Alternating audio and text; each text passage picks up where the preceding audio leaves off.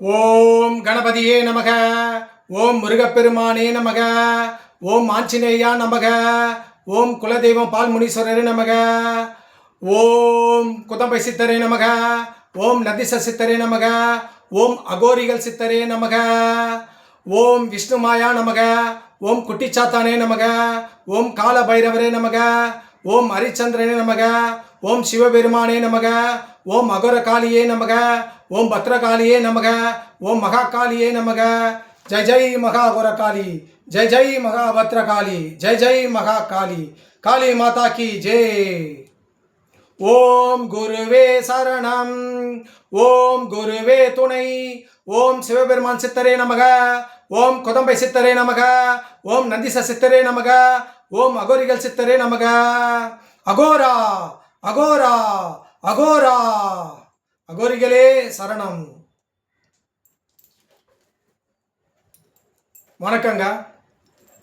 இப்போ நான் சென்னை சேத்துப்பட்டிலேருந்து ஸ்ரீ அகோரி நாமசெல்வம் பாபா குருஜி சாமியார் பேசுகிறேங்க.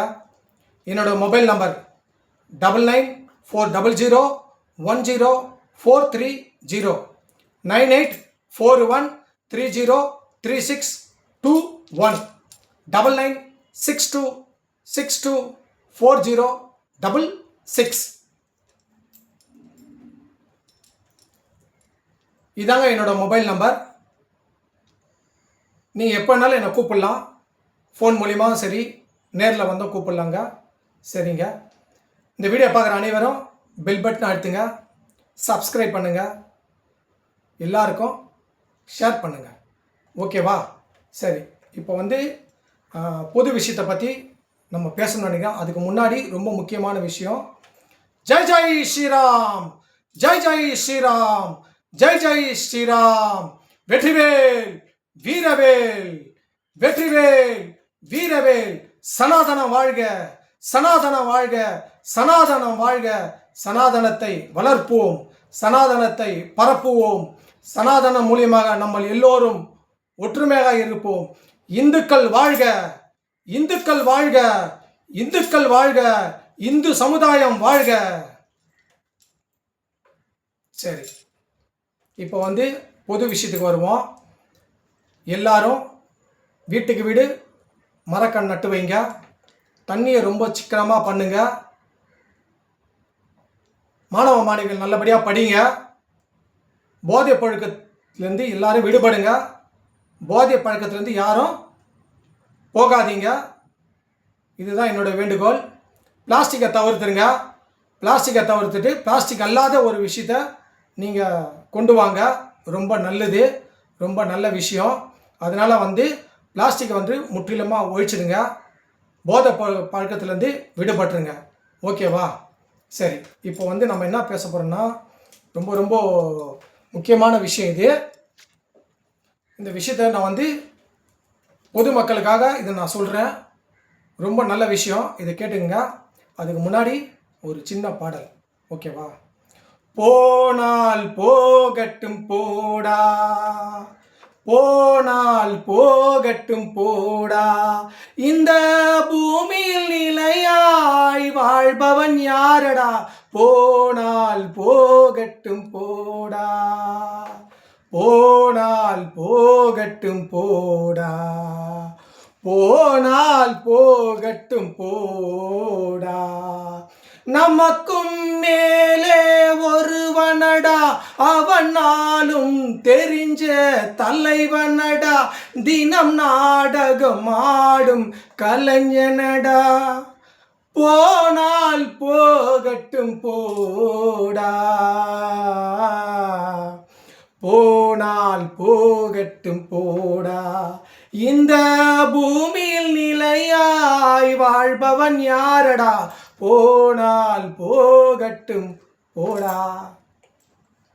எது போனாலும் கவலைப்படாதீங்க, எது வந்தாலும் கவலைப்படாதீங்க. புரியுதுங்களா? எதுவுமே நிலையும் கிடையாது, எதுவுமே நிரந்தரமும் கிடையாது. எல்லாம் மாயை, எல்லாம் கதம் கதம் கதம். மாய உலகத்தில் தான் நம்ம வாழ்ந்துட்டு இருக்கோம். எதுவுமே கிடையாது. எல்லாம் ஜீரோ, எல்லாம் ஜீரோ. புரியுதுங்களா? எது நடந்தாலும் சரி பார்த்துக்கலாம். எது நடந்தாலும் சிவபெருமான் காலடியில் சரணடைங்கள். எது நடந்தாலும் காளியம்மன் காலில் சரணடைங்கள். அவர்கள் பார்த்துக்கொள்வார்கள். சரி, ஓகே. இப்போ நல்ல ஒரு விஷயம், எல்லார் வீட்லேயும் நடக்கக்கூடிய விஷயம், எல்லாருக்குமே நடக்கக்கூடிய விஷயம். சரி, கண்டிஷ்டி அப்படின்னு நம்ம சொல்கிறோம்ல, அகல கண்டிஷ்டி. கண்டிஷ்டின்றது சாதாரண விஷயம் இல்லை. புரியுதுங்களா? கண்டிஷ்டி ரொம்ப மோசமானது. கண்டிஷ்டி ரொம்ப ரொம்ப மோசமானது. கண்டிஷ்டி பெரியவங்களாம் பழமொழி சொல்லுவாங்க, கல்லடி பட்டாலும் படலாம், கண்ணடி படக்கூடாதுன்னு பழமொழியை பெரியவங்க சொல்லியிருக்காங்க. இது உண்மைதான். கல்லடி பட்டா கூட தாங்கிடலாம், ஆனால் அந்த கண்ணடி இருக்கு பார்த்தீங்களா, ரொம்ப ரொம்ப ரொம்ப ரொம்ப ரொம்ப ரொம்ப மோசமானது. கண்ணடி மட்டும் யாரும் படவே கூடாது. அதே போடு சொல்லும் வரக்கூடாது, சொல்லடியும் வரக்கூடாது. புரியுதா? கண்ணடியும் ரொம்ப மோசமானது, சொல்லடியும் ரொம்ப மோசமானது. நம்ம பார்க்குற பார்வையிலே கண்ணடி படுறது.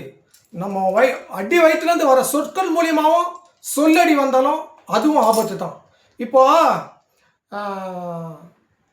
சூனியம் வைக்கிறாங்களே, பில்லி சூனியம், ஏவல், செய்வினன், மந்திரம், தந்திரம்லாம் சொல்கிறாங்களே, அப்போது காசு கொடுத்து ஒருத்தரை அழிக்கணும்னா, அதாவது முதுகில் குத்துற வேலை இதெல்லாம், நெஞ்சில் குத்துற வேலை இல்லை. முதுகில் போய் ஒருத்தரை அழிக்கணும்னா முதுகில் குத்துற வேலை இதெல்லாம். சொல்லுவாங்கள, வீரன் நெஞ்சில் நின்று சண்டை போட மாட்டான், ஏன்னா அவனுக்கு பயம். ஆனால் முதுகில் குத்துறான் பார், அவன் பின்னாடி எல்லா வேலையும் செய்வான். புரியுதா? நெஞ்சில் குத்துருவன் வீரன், முதுகில் குத்துருவன் துரோகி. புரியுதுங்களா? அப்போ இந்த முதுகில் குத்துருவன் எல்லாருமே இந்த மந்திரம், தந்திரம், செய்வினை, பில்லி, சூனியத்துலாம் போவாங்க. அப்போ அந்த காசு கொடுத்து மற்றவங்களை பண்ண வைப்பாங்க, அவன் குடும்பத்தை அழிக்கிறதுக்கு. இவன் குடும்பமே நாரி போயிருக்கும், இவன் குடும்பமே நடுத்தரில் நிற்கும், இவன் குடும்பத்தில் எதுவுமே சரியிருக்காது. ஆனால் அடுத்தவன் குடும்பத்துக்கு போய் இவன் சூனியம் வைப்பான், மந்திரம் வைப்பான், ஏவல் பண்ணி விடுவான். இந்த காரியெல்லாம் செய்கிறானுங்க, இதெல்லாம் நடக்குது. அந்த அளவுக்கு எதுக்கு இதை நான் சொல்கிறேன்னா, அந்த அளவுக்கு மந்திரம், தந்திரம், சூனியம் பண்ணுறது சமமான ஒரு விஷயம் எதுன்னு கேட்டால் இந்த கண்ணடி தான்,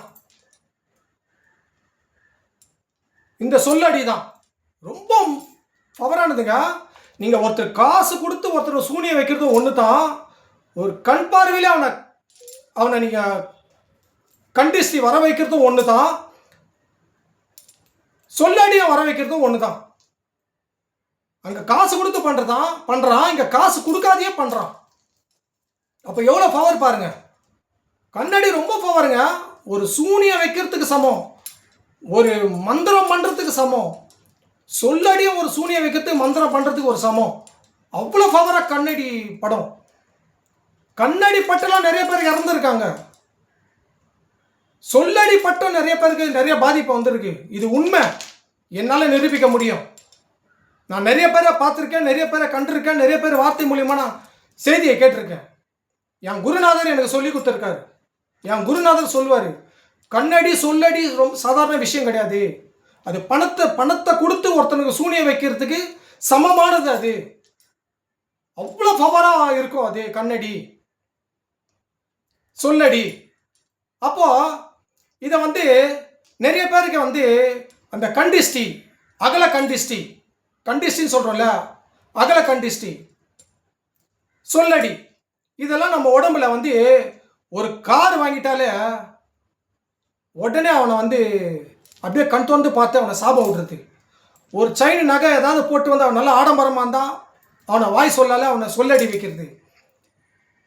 புரியுதுங்களா? அவன் நல்லா இருந்தாலே பிடிக்கவே பிடிக்காது, நாசமாக போனோம் இவன் நடுத்தருக்கு வந்துட்டான். ஏன்னா அவன் மேலே வந்துட்டான்ல, ஒரு நல்ல வீடு கட்டியிருப்பான், காலியான இடத்துல நல்ல வீடு கட்டியிருப்பான், இல்லை அந்த காலி இடத்த வாங்கியிருப்பான், அதுக்கு வயிற்றுச்சல், பொறாமை, பொச்சரிப்பு, சொல்லடி கண்ணடி, இதுதான் எல்லார்கிட்டையும் இருக்குது. யாருமே ஒருத்தர் கூட வாழ்த்த மாட்டேன்றாங்க. அப்பா நல்லா இருக்கட்டாம்பா, அவன் கஷ்டப்பட்டான், நல்லா இருக்கட்டும். அவன் வீட்டுக்கு போனால் நம்மளுக்கு ஒரு கிளாஸ் தண்ணி கொடுப்பான், ஒரு டீ கொடுப்பான். அவங்ககிட்ட நம்ம போவோன்னு அப்படின்னு நினைக்க மாட்டானோ. வாங்கிட்டானா, சைனை போட்டானா, கழுத்தில் கார் வாங்கிட்டானா, பதவிக்கு வந்துட்டானா, நல்லா பொண்டாட்டி கட்சிச்சா, நல்லா பணம் சம்பாதிக்கிறான்பா, இவனுக்கு எங்கப்பா வந்தது? இவனுக்கு கொள்ளாச்சின்னு வந்துட்டானா, இல்லை எங்கன்னா போய் திருன்னு வந்துட்டானா? இதுதான் நம்ம ஜனங்க சொல்லலாம். அவன் உழைச்சது யாருக்கும் தெரியாது. புரியுதுங்களா? இதுக்கு ஒரு 4 பேர் சேர்ந்து கூட்டமாக வந்து டெய்லியும் உக்காந்து வெளியில் உக்காந்து பேசுறது. அடுத்தவன் குடும்பத்தில் என்ன நடக்குதுன்னே அதை தான் பேசுறதுக்கு முக்கியமாக இருக்கிறாங்க. அவங்க குடும்பத்தில் பார்த்தா 1008 ஓட்டை இருக்கும், 1008 சொட்டை இருக்கும். அதை யாரும் பார்க்க கிடையாது. அதாவது நம்ம உடம்பு, நம்ம முதுவை நம்மளால திரும்பி பார்க்க முடியாது. நம்ம உடம்புல இருக்கிற அழுக்க எடுக்க முடியாது. அடுத்த உடம்புல இருக்கிற அழுக்க தான் எடுப்பானுங்க, அடுத்த உடம்பு முதுவை தான் திரும்பி பார்ப்பானுங்க. இப்படி தான் நடக்குது. நான் எதுக்கு சொல்ல வரேன்னா, கண்ணாடின்றது ரொம்ப பவர்ஃபுல், அகல கண்டிஸ்ட்ன்றது ரொம்ப பவர்ஃபுல், கண்டிஸ்ட்ன்றது ரொம்ப பவர்ஃபுல். அதே போல் வாய் சொல்லுன்றதும் ரொம்ப பவர்ஃபுல். சரி சாமி, இதெல்லாம் நீங்கள் சொல்கிறீங்க, இதுக்கு என்ன பண்ணலான்னு அப்படின்னு நீங்கள் சொல்கிறது என் காதில் உழுது. நான் சொல்லும் போது நீங்கள் ரிட்டன் என்னை கேட்குறீங்க. சரி சாமி, இதெல்லாம் நீங்கள் சொல்கிறீங்க கரெக்டே, அதுக்கு எப்படி அதுலேருந்து நம்ம விடுபடணும், அதை எப்படி நாங்கள் அது அந்த கண்டிஸ்லேருந்து வெளியில் போகணும், அகல கண்டிஸ்லேருந்து எப்படி வெளியில் போகணும், வாய் சொல்கிறாங்க பார்த்தியா, வாயடி, அதுலேருந்து எப்படி போகணும் அப்படின்னு நீங்கள் என்கிட்ட கேட்குறீங்க. இந்த 2 காதில் அப்படியே ஒலிக்குது. அதை தான் நான் சொல்ல போகிறேன் உங்ககிட்ட. கேட்டீங்கல்ல, எப்படி சாமி ஏதாவது ஒரு சின்ன ஒரு க்ளூ கொடுங்க, சின்னதாக ஏதாவது ஒன்று செஞ்சு காட்டுங்க அப்படின்னு நீங்கள் இப்போ கேட்டீங்கல்ல, அதுக்காக தான் இந்த வீடியோ பார்த்து இந்த பாபாஜி சொல்கிறேன், சாமியார் சொல்கிறேன், இந்த குருஜி சொல்கிறேன், கேட்டுக்குங்க. ஓகேவா? சரி, இப்போ ஒன்றும் இல்லை, நீங்கள் உங்களை நீங்களே கண்டிஸ்டியை போக்கணுன்னா, அகல கண்டிஸ்டியை போக்கணுன்னா, வாய் சொல்ல போக்கணுன்னா, சிம்பிளாக ஒரு விஷயத்த சொல்கிறேன், அதை நீங்கள் செய்யுங்க. அப்படி உங்களால் செய்ய முடியல அப்படின்னா என்கிட்ட வாங்க, என்ன நாடி வாங்க. இந்த சாமியார், இந்த குருஜி உனக்கு நான் செஞ்சு தரேன். வேற ஒன்றுமே இல்லை. என்கிட்ட வர முடியலையா பரவாயில்ல, ஆனால் நான் சொல்கிறத நீங்கள் வீட்டிலேயே செய்யுங்க. நீங்கள் செஞ்சாலே அது போதும். என்ன ஒன்று, நீங்கள் செய்கிறதுக்கும் நான் செய்கிறதுக்கும் வித்தியாசம் இருக்குது. புரியுதுங்களா? இருந்தாலும் நீங்களாக கூட செய்யுங்க, ஒன்றும் தப்பு இல்லை. என்கிட்ட வந்தாலும் நான் உங்களுக்கு இந்த கண்டிஸ்டி, அகல கண்டிஸ்டி, வாய் சொல், இதெல்லாம் நான் உங்களுக்கு எடுத்து தரேன். ஓகேவா? அப்படி இல்லைன்னா நான் சொல்கிற மாதிரி நீங்கள் கேளுங்க, உங்களுக்கு அந்த கண்டிஸ்டிலேருந்து வெளியே போயிடலாம். ஓகேவா? சரி, என்ன சொல்கிறேன்னு நீங்கள் முதல்ல கேட்டுங்க. இப்போ நீங்கள் என்ன பண்ணுங்க, வீட்டில் விளக்கேற்றுங்க, சாமி முன்னாடி விளக்கேற்றுங்க. விளக்கேற்றிட்டு கற்பூரம் தீபத்தை காட்டிட்டு ஊதுவத்திலாம் காட்டிட்டு முதல்ல சாமியே நீங்கள் வணங்கணும். வணங்கிட்டு, அம்மா தாயே, நீங்கள் எந்த சாமியை கும்பிட்டாலும் சரி, விநாயகரோ முருகரோ அம்பாலோ சிவனோ பெருமாளோ, நீங்கள் எந்த சாமியை கும்பிட்டாலும் சரி, உங்களுக்குன்னு ஒரு குலதெய்வம் இருக்குல்ல, உங்களுக்கு ஒன்று இஷ்ட தேவதை இருக்குல்ல, உங்களுக்குன்னு பிடிச்ச தெய்வம் இருக்குல்ல, அந்த சாமியை நீங்கள் முதல்ல கும்பிடுங்க. கும்பிட்டுட்டு வீட்டில் நல்லா தீபார்த்தம்லாம் காட்டிட்டு நல்லா சாமி வந்துட்டு, சாமி என் மேலே கண் டிஸ்டிலாம் அதிகமாக இருக்குது, என் மேலே அகல டிஸ்டிலாம் அதிகமாக இருக்குது, என் மேலே வாய் சொல்லலாம் அதிகமாக இருக்குது, அதெல்லாம் நீங்கள் போக்குப்பா, போக்கு தெய்வமே அப்படின்னு சொல்லிட்டு முதல்ல சாமியை நமஸ்காரம் பண்ணி நல்லா வணங்குங்க. அதுதான் ரொம்ப முக்கியம். அதே போல் உங்கள் குருநாதர் யாரோ அவர்களை நீங்கள் வணங்கணும். மெயின் குருநாதரே வணங்கணும். குருநாதரை வணங்கிட்டு சாமியை வணங்கிட்டு நீங்கள் அந்த விஷயத்தை முடிச்சுடுங்க. முடிச்சுட்டு நீங்கள் என்ன பண்ணுங்கள், விபூதியை கையில் எடுத்துங்க. இந்த பாருங்கள், விபூதி பாருங்கள், விபூதியை கையில் எடுத்துங்க. விபூதி எடுத்துக்கின்னு ஃபஸ்ட்டு நீங்கள் நினைக்கிறது யாரை நினைக்கணும்னா விநாயகரை நினைக்கணும். ஏன்னா விநாயகர் தான் முழு முதற் கடவுள். விநாயகரை நினச்சி ஓம் ஸ்ரீம் விநாயகரே நமக. புரியுதுங்களா?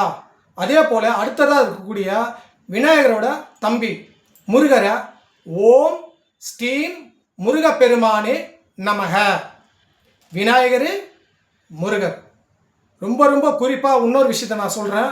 இது யாருன்னா சொல்லியிருக்காங்களா சொல்லலையான்னு தெரியாது, திரும்பவும் சொல்கிறேன்.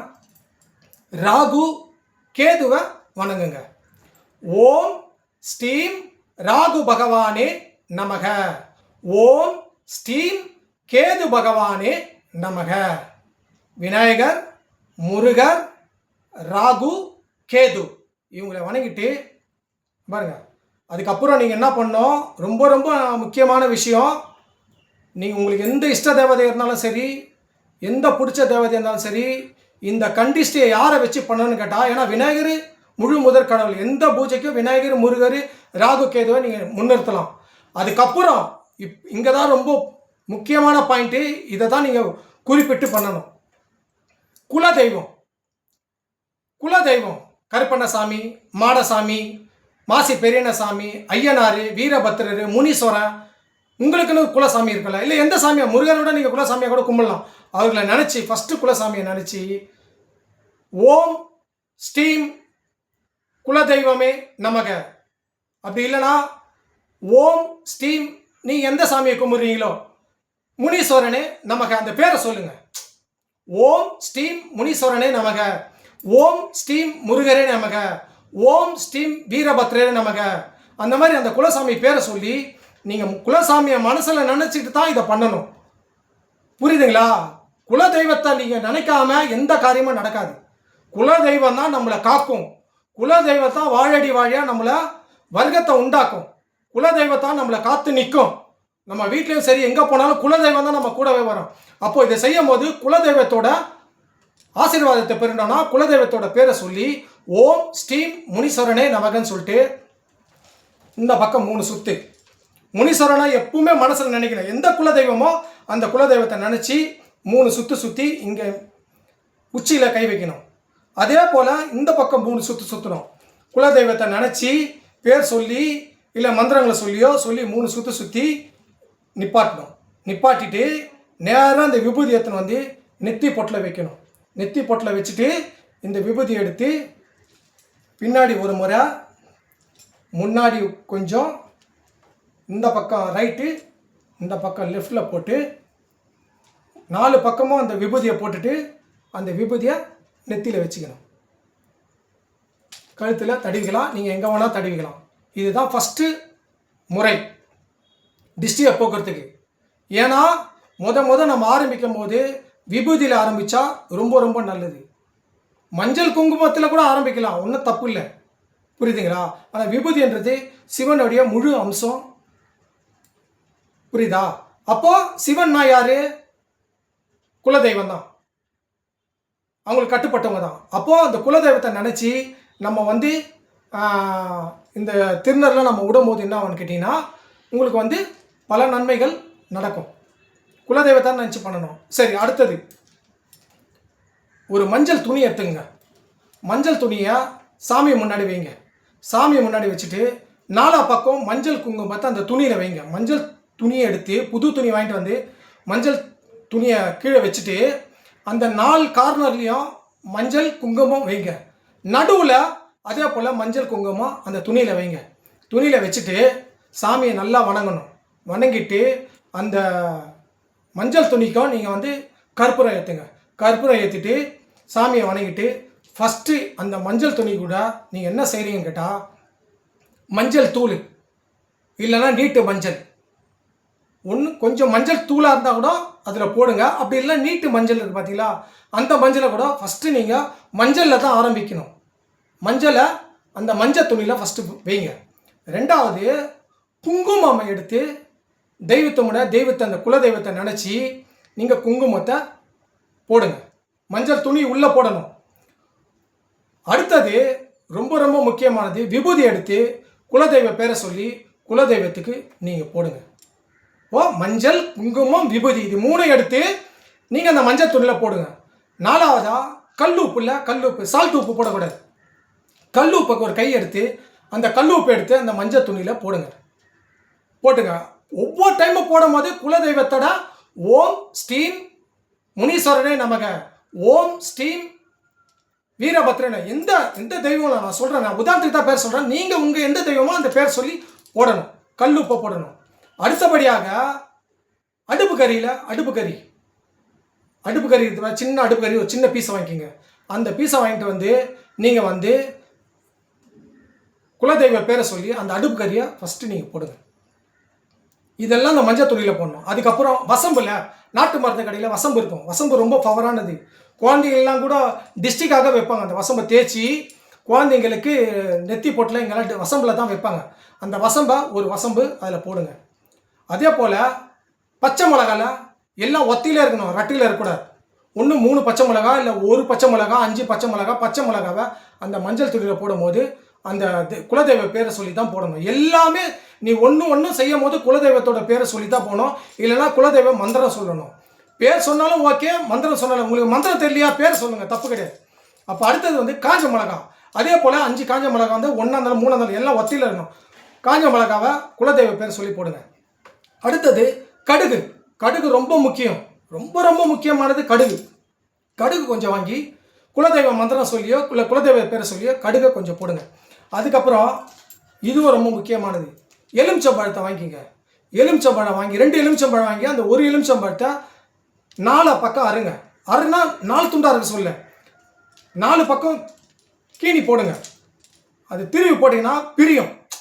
எலுமிச்சம்பழம் இந்த பக்கம் ஒரு துண்டு, அந்த பக்கம் ஒரு துண்டு துண்டு அர்த்திங்கன்னா 4 பக்கம் அப்படி விரியும்.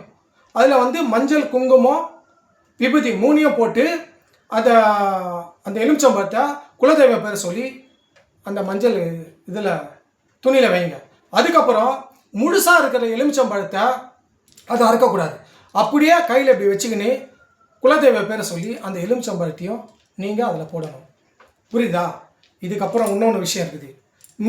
மிளகு தெரியல உங்களுக்கு, ரசத்துக்கெல்லாம் யூஸ் பண்ணுவாங்களா மிளகு, அது ரொம்ப பவரானது.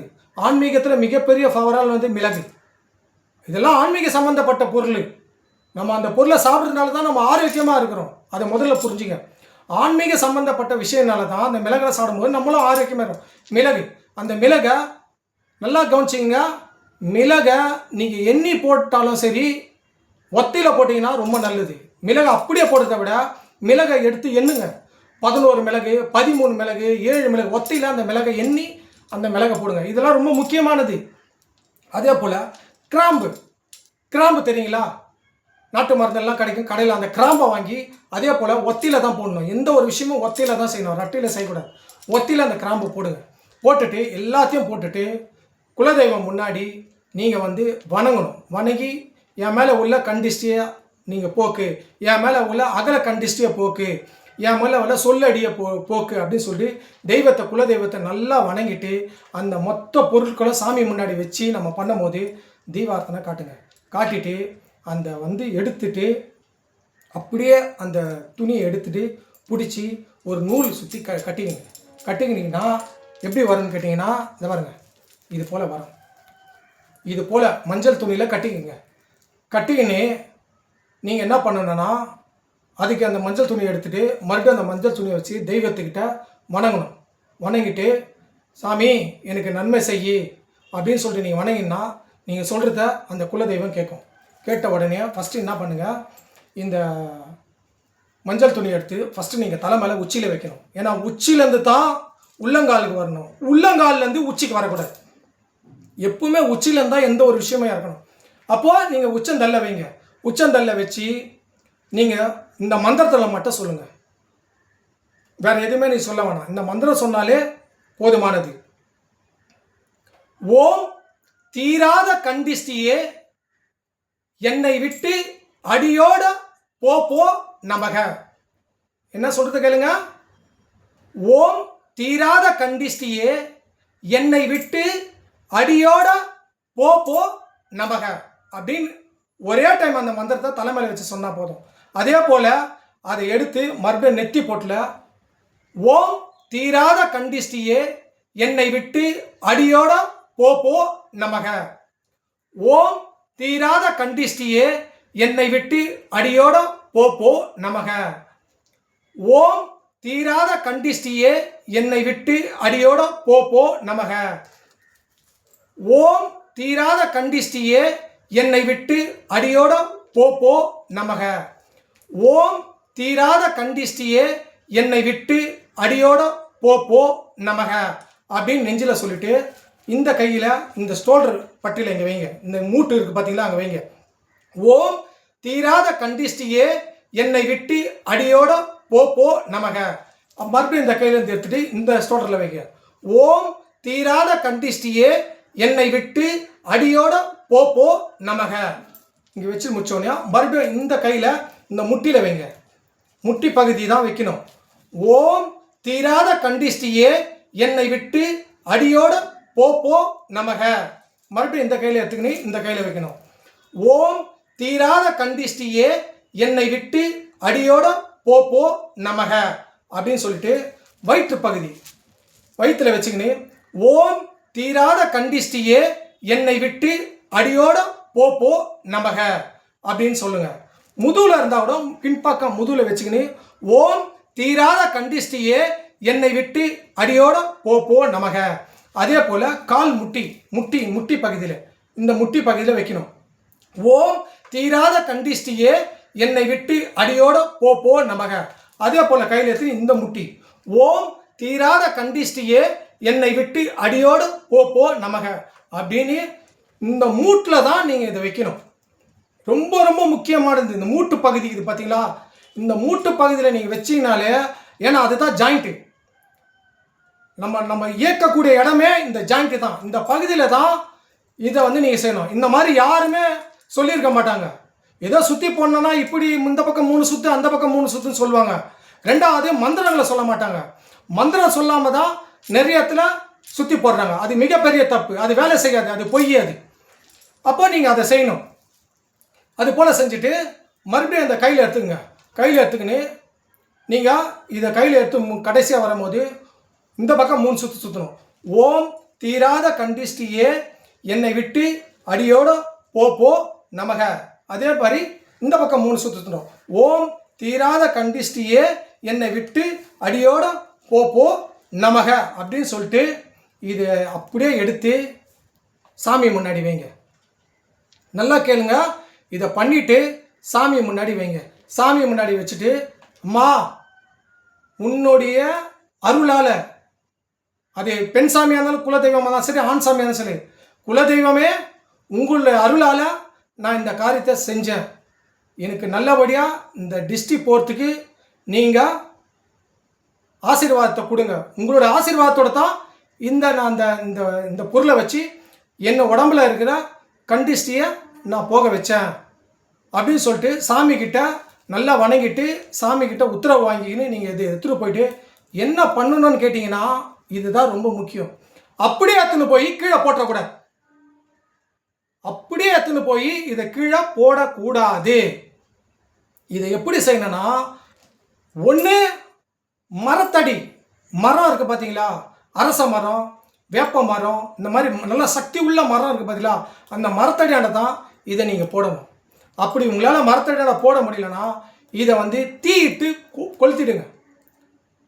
புரியுதுங்களா? கிருஷ்ணால் வாங்கி இதை ஊற்றி இந்த கொளுத்திடுங்க. அப்படி இதுவும் ரெண்டாவது பண்ண முடியலையா, நேராக பக்கத்தில் உங்களுக்கு என்ன ஆறு இருந்தால், பக்கத்தில் ஆறு இருந்தால் அந்த ஆற்றுல தண்ணியில் போட்டுருங்க. அப்படி இல்லையா பீச்சுக்கு போங்க. பீச்சில் போய் கடலில் போய் இதை போட்டு வந்துடுங்க. போட்டுட்டு நீங்கள் நேரலாம் வீட்டுக்கு வந்துட்டு இங்கே தான் ரொம்ப முக்கியமான ஒரு விஷயம் நான் சொல்கிறேன் கேளுங்க. திரும்ப வந்த உடனே 2 காரியம் பண்ணணும். ஒன்று, மறுபடியும் நீங்கள் வீட்டில் தீபாரத்தனை காட்டி சாமியை கும்பிடணும். போட்டு வந்துட்டு திரும்ப குலதெய்வத்தை சாமியை கும்பிடணும். புரியுதா? நல்லபடியாக எனக்கு இந்த டிஸ்ட்ரிக்ட்லேருந்து போக்குறதுக்கு உங்களுக்கு நன்றி ஐயான்னு சொல்லிட்டு குலதெய்வத்தை நீங்கள் வணங்கணும். அப்படி இல்லைன்னா வீட்டில் சாமி கும்பிட முடியலையா, பரவாயில்ல, நீங்கள் அன்னைக்கு ஆலயத்துக்கு செல்லணும். நீங்கள் கண்டிஷ்டியை போகணுன்னா ஆலயத்துக்கு கண்டிப்பாக செல்லணும். ஆலயத்துக்கு போய் எந்த கோயிலாக இருந்தாலும் சரி பக்கத்தில் ஆலயத்துக்கு செல்லுங்க.